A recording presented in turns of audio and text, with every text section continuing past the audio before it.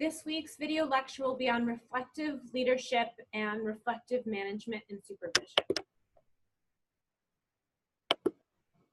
So some of the things that I'm going to be lecturing today are the ideas of ethics and behavioral, professional behavior, what we want and expect from ourselves and from our staff, and how they will go about kind of doing that within the classroom. Probably the subtitle of this class, at least for me and how I teach it, because each person who teaches has a bias or a perspective that they're bringing when they're teaching. Mine is really creating supportive, understanding, reflective, fun places to work. I like to go to work. I like to have fun. I like to, feel welcomed and supported at work. And I think a lot of you feel that as well. I know that for a lot of you, you need this in order to get your permit, but I'm hoping along the way that we can pick up some things to kind of create these better environments and atmospheres in our workplace in order to make what we do really relevant and kind of a happier place. So we want to do that. We want this place where we work to be, typically, especially in childcare, it's our family, it's our work family. But we also need to keep our ethical standards and our professional behavior standards really sharp in order to provide the best education possible for the children. So really kind of what it is it's this dichotomy. So that means kind of there's this idea of leading and supervising, and then this idea of kind of creating and maintaining supportive and understanding work environments. And hopefully they overlap, so hopefully it's kind of two circles and they do have some overlap and they have some middle ground where you can be a really strong manager and a really professionally run center, but then your staff is also feeling supported and understood at work. So it is kind of these two ideas that hopefully are not opposing, they work together. Sometimes they will be opposing. Not everybody is going to love you. Not everybody is going to feel supported. Not everybody is going to spend their entire professional life working with you. We do have to come to a place where we can accept that, while at the same time also wanting people to feel like this is a great place to work. Typically in child development, though, I know that you guys care about children and families. I have yet to come across somebody who's gone into the child development field who is just kind of like, I fell into it, I don't really care. They are soon to leave this kind of workplace. If they don't actually care about it, they don't spend a lot of their years working towards getting permits and stuff like that if they don't actually care. But I want to add in this class, it's going to be we care about children, families, and staff. So that's where my focus is the workplace. So we have expectations for professional conduct for all of our staff, and we have ethical standards for the program. So I follow my professional conduct behavioral policy. I expect my staff to as well. And then there are the ethical standards, kind of choosing between right and wrong on a daily basis. And that's what we work with as directors, and we then communicate that to our staff. So that's kind of what we're going to be talking about today. Kind of those ideas of reflection and looking back and thinking critically about all the decisions that you make on a regular basis in your program. And when I talk about program, I mean just generally it can be you have 6 kids, 14 kids in your FCC home, or I can mean you have 350 children and you are the director of that program. I just mean that you have some supervisorial role or you have an employee working underneath you when I'm talking about a director. I don't really care about the size of the program. I think all of these theories and ideas that we're going to be working through in the entire 16 weeks, they apply to any program no matter how big or how small or what kind of position you are, director, assistant director, mentor, teacher, anything where you're kind of supervising or managing other people, this should apply to you. So it kind of starts off with this idea of self-awareness, and that's why last week you worked on your personal mission statement that has to do with supervision. And you guys did a great job. It was very short and sweet and to the point. Who are you as a person? Who are you as a manager? That's kind of what the root idea that we're going to be getting to. So who are you as a communicator is also something that you were working on as well in the last 2 weeks. So how do you lead and how do you communicate? Because that's going to be really important in the next weeks because we're going to be leading and communicating new standards to our staff. So hopefully you're coming out of this class with some new policies and procedures or new ideas that you might want to implement within the staff in your own program. Like I said, if it's 2 people in your program that are underneath you, or if it's 50 people underneath you, hopefully you will come to some new ideas that you might want to implement. So you need to know who you are professionally and personally in order to communicate that to the best of your ability. So I know who I am professionally, and I know who I am personally, but it's something that's always changing. So when I started out, I was super, super young. I had just gotten my master's degree, and so who I was as a manager is really, really different than who I am now, especially that I'm, in my late 30s. I've been a manager for quite a while, and I've actually gone on to kind of this position where I'm trying to help and support other people be better managers within their community. So it's something that's definitely changing over your own specific lifespan, and it's something that will change over your professional lifespan as well as your job changes, your job title changes, the place that you work changes as well. So it is kind of this idea of self-awareness that goes into the idea of reflective practice. So knowing who you are as an individual to some degree and how you like to manage and supervise your program, that will then help you to reflect on what's happening in your center and to think critically about those different facets. So in this class, I've kind of broken it up, and you'll see that in the group projects. You're thinking about operations, you're thinking about personnel, you're thinking about facilities, you're thinking about working with family, and you're thinking about reflective practice.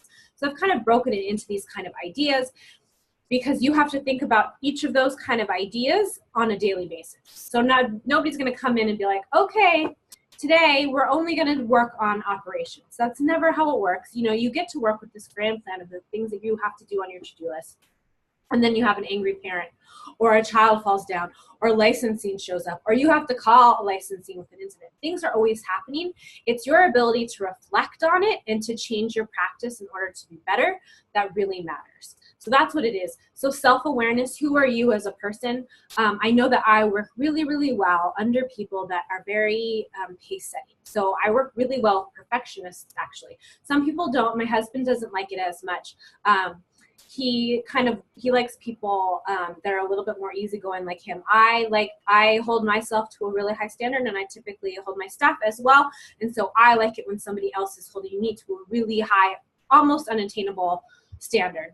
I work really, really well with that type of person because I always like to have something striving for, goals to work on, things like that.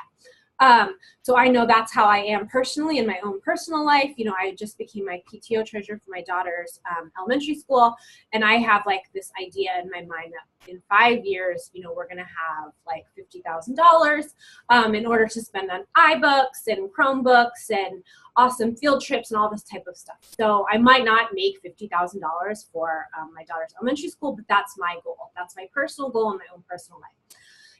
In this kind of job, I'm always trying to work with new technology. So last year I wasn't doing video lectures. Now I am doing video lectures. I'm always kind of trying to do new things. So I know that's how I am as a manager. And I know that some people, that might be a little bit difficult. So their ability to change and react is not as fast as mine. And so when I'm talking to them, I know that I need to slow it down. That maybe their change is going to happen much, much slower than my change. And I need to honor that, and I need to reflect on that when I'm talking with those people who might have a different way of approaching their work with children that's different than mine. So that's kind of what I'm getting at, is kind of this idea of reflective practice, and that who you are as a person impacts how you manage and how you supervise your program. Reflective practice doesn't just kind of apply to us as managers. So in my other job where I kind of work with children with special needs, we do have monthly reflective practice because a lot of the families that we deal with have very, very significant special needs, like 3 years old, can't sit up, can't talk, can't eat, they have their G-tube fed. We have families whose parents have passed away. We have children whose parents are in jail. We have children who are foster care, in and out of foster homes. So we have some really kind of heavy life issues that we deal with. And so we actually have reflective practice. That's not with our manager. She's realized, this is not my strong point. Professionally, she realized that that's not her role within her organization. So she's contracted out to somebody else who's a counselor who kind of sits down with us once a month, and we discuss the issues that we're dealing with. So years ago, I had a mother who passed away of cancer, and I was doing special education with her daughter in home. And it was really, really, really heavy for me as a mom and just as a human being to kind of see this mom pass away. And that was something that she helped me deal with. So she helped me think critically about the work that I'm doing with these children and process it so that I can go into the home and I can provide really good therapy for the families that I work with, often in these kind of really difficult life situations. So it's not just for managers, but I think that managers, it's ultimately really, really important that we do this either with someone else or with ourselves, so that we can manage and supervise our teachers who are then working with these children who they themselves might be going through some stuff. So we have different types of reflective practice. We have active reflection, proactive reflection, and community reflection. And they talk a little bit about it in our textbook. But active reflection and proactive reflection can be quite similar, but proactive, you're kind of getting ahead of it and you're looking forward towards goals that you want to be doing. Active reflection is in that moment, that thinking critically. And then the community reflection is kind of what I was talking about before, where you're meeting with somebody who can help you kind of process things. So there are different types of reflective practice or reflection that we use within our programs, or we can use within our programs to make them better. So what does reflection have to do with decision making? And that's kind of the meat of what I want to talk about, is that hopefully as we're going through this class, you're learning some things and you might want to be making some changes. Well, how do you make those changes? So you want to come at decision making, first of all, from that place of reflection and self-awareness. You're looking critically at your program. You're looking critically at yourself and how you manage. You're looking critically at your policies and procedures and saying, okay, this is a problem. Our opening procedures don't work. We're a mess. We open at 6 o'clock. We're never ready. The parents are getting pissed because the doors don't open at 6 o'clock and they need to be at work. So we know what the problem is. We're coming at it at a place of self-awareness. You know, maybe I'm not an early bird. Maybe I need to kick this to my assistant director and I need to do the closing shift because it's really hard for me to get to work at 5:30 so that I have everything ready so I can open my doors at 6 o'clock. So that might be an example of we need to make a change. Can you involve your staff in this decision-making process? That's a big question that you need to ask yourself. And that comes at the idea of situational leadership. So who you are and how you make decisions changes in different situations and then with different staff. So slides ago, I had talked about I like to kind of always hold myself to this high professional standard, and I'm always making changes, and sometimes I make them really rapidly. Sometimes that doesn't work with all of my staff members, and so I need to know that change for them is going to happen slower. It's going to take more reflection. It's going to just take more time as they wrap their heads around it, and that's fine. Not everybody can go at a really fast speed. So who you are and how you make decisions changes in different situations. So just like we don't treat every child the same, you know, if we were to go into the classroom and treat all 12 of our 3-year-olds the same exact way, it probably wouldn't work. We know that they have different temperaments, they have different ways of learning. We need to approach our staff in the same way. We are going to strive for equality. We don't want to punish a child for one thing and then praise the child for another child for the exact same behavior. That is not okay. Inequality with your staff or inequality with the children is not okay. But we do need to come with people's different temperaments and personalities in kind of a different way. So going back to that idea that I had before of, you know, our opening procedures are just not working, can we involve our staff in this process? That's something that you're going to have to decide on your own. Is it really fraught right now? Are people all wanting to work that 6 to 3 or 6 to 2 shift? And so nobody's going to ever want to close. Or is your staff scheduling pretty well? Everybody's feeling pretty settled. It works in their life situations and when they pick up their own kids, and you can involve them in the decision-making process. You can say, hey, opening's not working. Why are our classrooms not ready to receive children so early in the morning? What can we do to make changes? Because I'm not in the classroom 100% anymore. I don't know what's going on. You know, and maybe my 3-year-old teacher classroom group knows, you know, that they're getting 10 of their 12-year-olds between 6 and 6:45, and it is chaos, and they need a second person in that classroom in order to help. Or maybe the kitchen isn't ready. You know, they're not getting there early enough to start the oatmeal for the morning. You know, whatever it is, sometimes involving your staff in that decision-making process can be really, really helpful. And that's where that idea of situational leadership is. Who you are and if you can involve them in decision-making process is going to play into you reflecting critically on your staff and what they can kind of help handle. I do generally think that involving staff in decision-making is a good idea. Some of the strengths is that when you feel valued and part of a team, you kind of have this idea of ownership. So you feel that you're a contributor within your program, within the education that you provide. And when you feel valued, you usually work harder. So if you've ever been in a work situation where you don't think that your efforts are valued, you're just kind of at a point of apathy, like, well, if nobody's going to notice, if the parents aren't going to say thank you, if the kids aren't going to listen, and if my director isn't going to say good job, what's the point of doing a great lesson plan? If it's not going to go unrewarded, it's not going to change my daily basis, why should I do it? So when we can involve them and we can say thank you, or we can make this team building and team situation as good as possible, then they'll feel valued, and hopefully they'll have a big commitment to our program, and they'll take those extra steps to make our program better and to make changes. So part of involving our staff is, when you can, allowing them to have some part of your decision-making process. When you're able to make some of those day-to-day decisions about opening procedures or closing procedures or break procedures, something like that, you also have accurate information about your own programs. So once you kind of leave the classroom, you need to talk to your kind of boots on the ground, so the people that are actually providing the care, in order to learn more about it. And then you also feel kind of more responsibility as well. So you feel commitment, you feel value, and you're going to show more responsibility. And like I said, you're going to go above and beyond for your program. So that's another reason that we might want to involve people and ask their opinion when making decisions. And then you can focus more of their energy on being future oriented. So you're probably always going to have staff that are a little bit gossipy or a little bit negative about you, and that's fine. There's always a couple of those people in any program.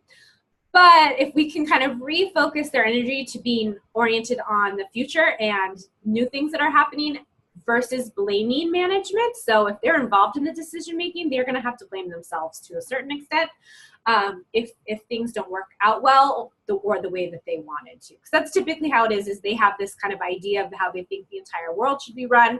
And so when things don't go that way, they feel that they need to blame other people. But if you can focus their energy on making these decisions and being future focused, then hopefully you can take out some of those negativities that sometimes we have in our centers.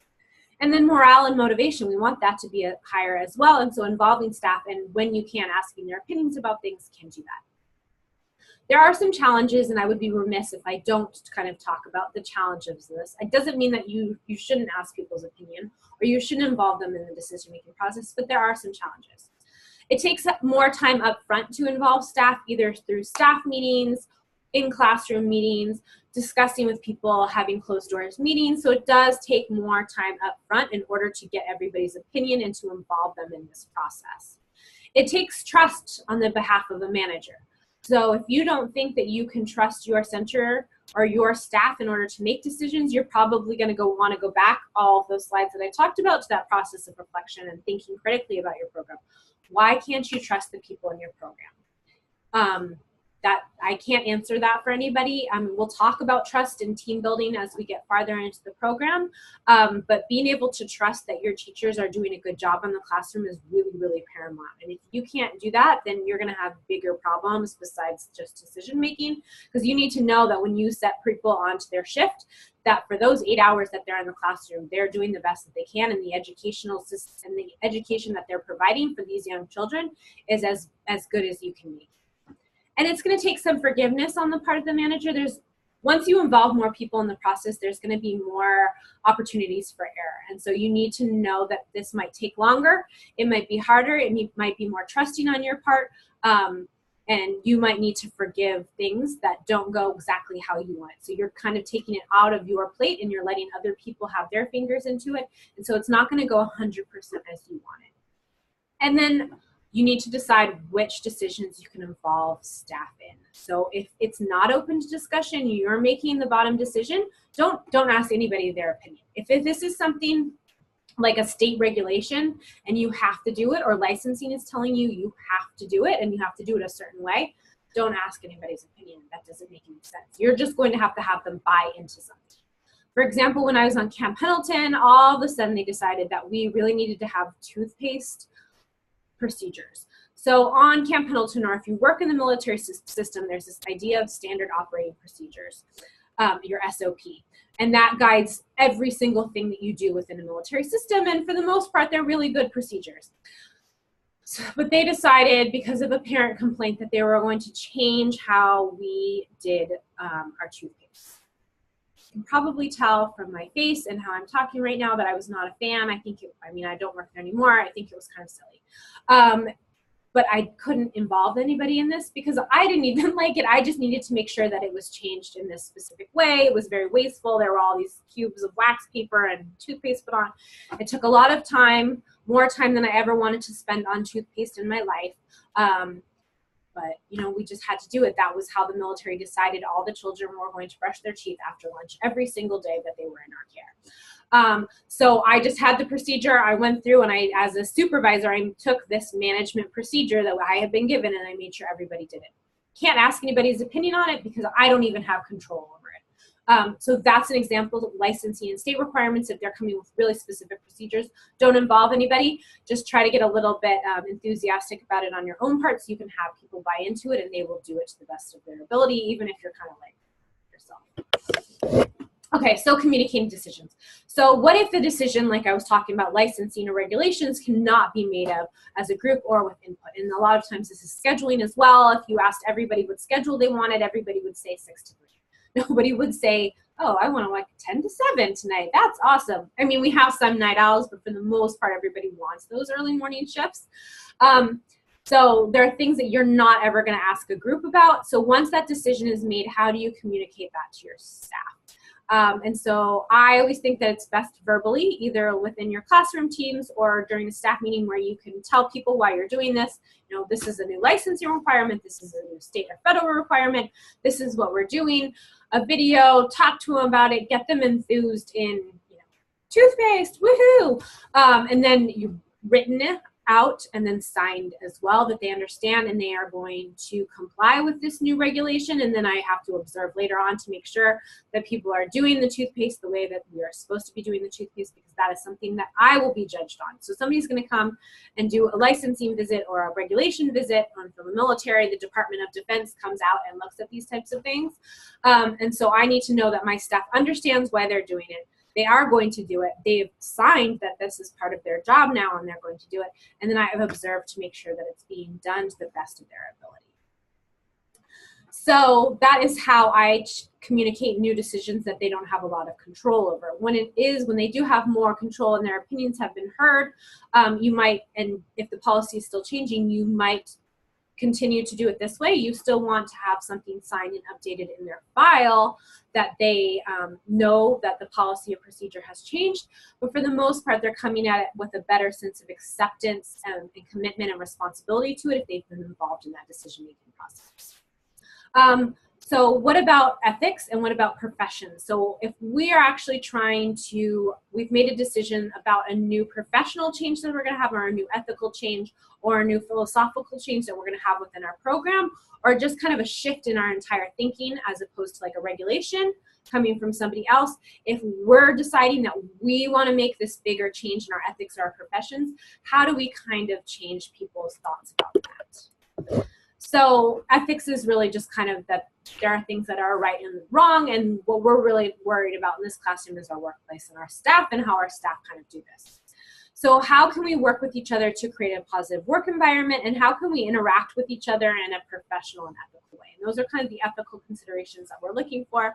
Some of this I pulled from NIAC, who have a statement of conduct, or professional conduct, and then they have this kind of really big policy statement that they've written as well, as far as ethics when working with families, ethics when working with children, and ethics when working with each other. And I've pulled some of the ideas from that, and I'll also have that on Canvas for you guys. So when ethics come into play, we all know kind of right for wrong as far as children, especially, how you treat children in the classroom. And then we know how we want to be treated, kind of our golden rule when we're working with staff.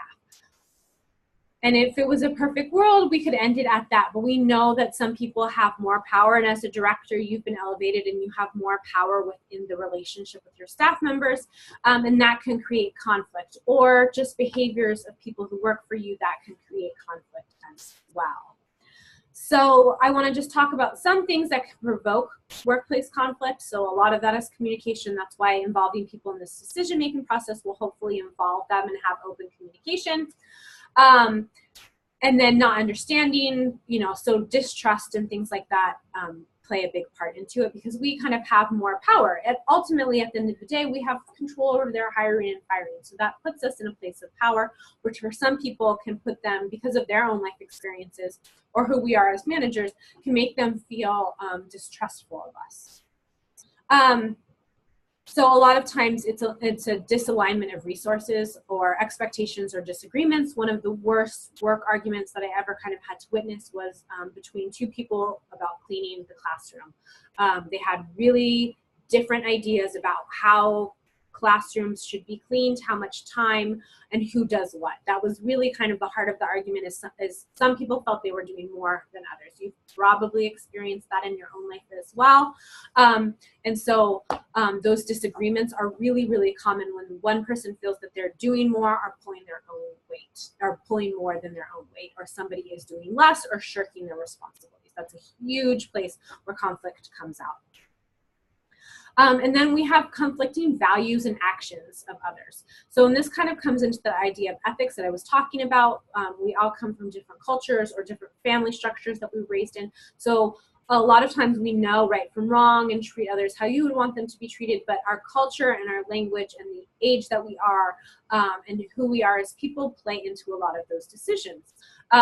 So we can have personal differences when it comes to that. And then abuses of power. So myself as a director, if I am going beyond where I should, if I am not setting up really kind, supportive, motivating places to work, and I don't involve people and I don't communicate with people, then people are going to have issues and conflict with who I am and how I manage. And that's why this kind of whole class is built on creating great places to work. And then if you're inconsistent as a leader, so if you don't handle issues well, like a lot of times that's kind of sacrificing your teachers to really angry parents. There's always a point where you need to step in and you need to protect your teachers from some of kind of our abusive families that we've had. I mean, we've all probably been yelled at before, and nobody likes that, and your management should be helping you in those situations.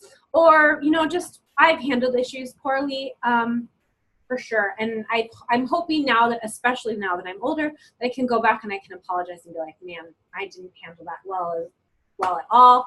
I apologize. I've learned from it. Let's work together to make this better. Or sometimes managers don't understand their job.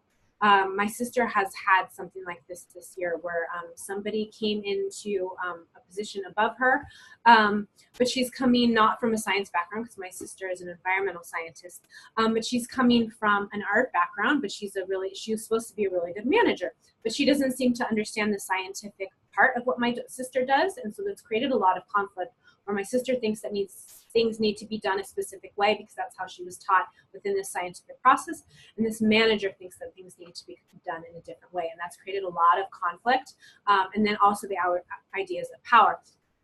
This person has more power over my sister, and she kind of feels like she has a conflict, but she doesn't really have any resolution. She can't make a change within it because she's this person's staff member. So that's kind of some of the ideas, and we probably all experienced that or seen other people in other classrooms experience that. Or, in other kind of jobs that we've done before. We've worked at McDonald's and we've seen it. I used to work at a grocery store and I saw all kinds of crazy stuff in the workplace, and in the break room or in the alley behind the bonds, all that type of stuff. So, we've probably all kind of seen this, but I do want to go over some ways that we can cope with the difficult behaviors. So some people use these behaviors, and some people deal with power and conflict by being difficult. So we've all worked with that child who thinks, well, all attention is good attention. So even if I'm being told to stop that, or the other kids don't want to play with me, I'm getting attention for my behaviors, and they're kind of okay with that. Adults are the exact same way. So if they don't like how I manage, or they think that I'm too authoritarian, or they have a personal difference, they are going to react by being difficult. And it also stops people from engaging in good action and kind of changing the process. So they kind of keep everybody off of where they should be. what you kind of want to do is you want to use your situational leadership and stuff like this. You need to kind of keep your authority, and you need to keep your power. So you need to know that at the end of the day, you are the manager and you're the leader and the supervisor, and you need to keep a calm environment where everything is as controlled as you can be, so that you guys can go ahead and you can reflect on what has happened, and you can make some opportunities to change other people and change the program to kind of be the best that you can be. So you do kind of have to use that situational leadership. So do some people need to be let go? Do some people need to have their classrooms changed? Do some people need to have to be brought in and be put on a plan of action? Things that we're all going to talk about as the class goes on, or you've already learned with me in 150, and we'll go a little bit beyond that as well. So what can we do to kind of cope with people's difficult behaviors when they're reacting to the idea of conflict and power? So right now we're kind of taking these ideas of ethics and working with other people and working through different situations by this idea of a professional code of conduct or a professional standard of how you want people to act. So we have this idea of ethics, and we have this idea of a statement of ethical conduct, and really what it is the professionalism and the professional behavior that you want to see in the classroom. How do you know? I mean, we could list off all of the things that we want to see, but what the biggest and best thing is to do is to decide what the core value of your program is, and then reflect that in some professional qualities. So if the core value of my program is that I create supportive and motivating workplaces, then part of my professionalism will be open communication, because I think open communication is really important, and it will allow us to create this great place to work at. So I'm finding professional characteristics that I want to highlight among my staff that then supports the core value of my program. So I'm supporting open communication, and I will define that, and I will give ideas of open communication, because that's going to support my core value of creating, motivating, and understanding places to work. And like I said before, it's a process. It's a process for a program as a whole and the teachers that you work with, and it's also a process for you as a director. So if you're new to this, or if it's new ideas for you, involving people in communication and involving people in the decision-making process might be a new idea to you, or even engaging in a process of reflection of who you are, how you communicate, and how you involve people might be difficult. Or it might be something that you've already done and you're kind of beyond this. But it is a process. So especially who I am, who I was, who I am, and who I will be is kind of always changing.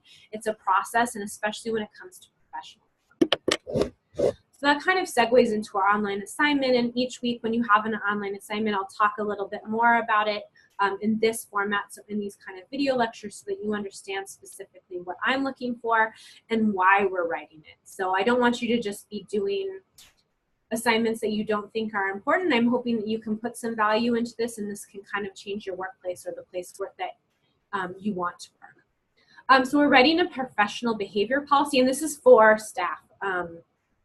So it's what you are communicating, your core value of a workplace. So you're thinking about staff that are working with each other. So your staff members are relating to each other as staff members. They're relating to you as their director, and they're working with children and families. So there's a lot that our staff members need to do. So what are the 5 and ish? So it could be 4, it could be 6, it can be 7, but it's typically around 5 standards of professional conduct that you want employees to exhibit and why they're important. So it could be honesty. So you're always looking for honesty when people call out, or why they did something, or why they don't like lesson plans, or it's open communication. So what do you think is really important in your program? What's your vision for how your program is run? And what are the standards that you want employees to professionally exhibit in order to get you to those core values? I do want to talk about policy versus procedure. So we're looking at policy kind of as this umbrella, and then the procedures are the things underneath that take us to that policy. So the policy could be punctuality. So that might be a core standard of your program, is punctuality. The procedure would be clocking in on time. So you would have a policy about punctuality, and punctuality is really important to our families. It's important to our program and how it's run, so that we are holding ourselves to really high professional standards, and in order to open the doors on time every day for all of our families so that they can get to work on their own. Then you might have a separate procedure on clocking in on time. So if you have a computer, or it's kind of messy, or you give everybody 5 minutes leeway, whatever it is specific to your program, the procedure would be clocking in on time, and the policy would be punctuality. So you can take that idea of punctuality, and that could be a professional standard that might get you, that you might have in this online assignment. So, your 5 standards could be honesty, communication, punctuality, anything like that. So whatever you kind of feel is really important about your program, then you'll communicate by finding 5 professional standards, or 5-ish professional standards that you want employees to professionally exhibit. And this can be dealing with you as a director, that your staff is showing professionally when they're dealing with each other. Or it can also be working with our families as well. So that's totally up to you, but it's just professional things that you want your staff to show you every day in order to get to your core ideas of how your program works. So just as a conclusion, we're engaging in a process of self-awareness and reflection in order to kind of lead our programs. So that's really what we are, is we're a supervisor, we're a leader, we're a manager. We're taking our programs to a different place. We're leading them in this idea of how we think education should be run for the children that are in our programs. And then also, how do we involve our staff in our program in order to kind of create positive work environments? So, that would probably be the only thing that I wouldn't tolerate in an online assignment, is like, I want negative, cranky people who don't do anything. I think that we all want to have positive working environments. I don't care how you do it. I don't care what your professional standards are, as long as they're probably positive. And we want our staff to take responsibility, because we can't do this all alone. If we have even 12 kids in our program, we're still always going to need some help in our own home, kind of running our own program. Or if we have 25 kids and 3 staff members, we still need help in kind of creating a program so that we can create the best possible educational experience for the children, and then we can do it to the highest professional standard. The end of my PowerPoints as well, I kind of go over things that you could do this week. It's also in an announcement and an email as well. I like you guys to be very informed about what you're working on in this class.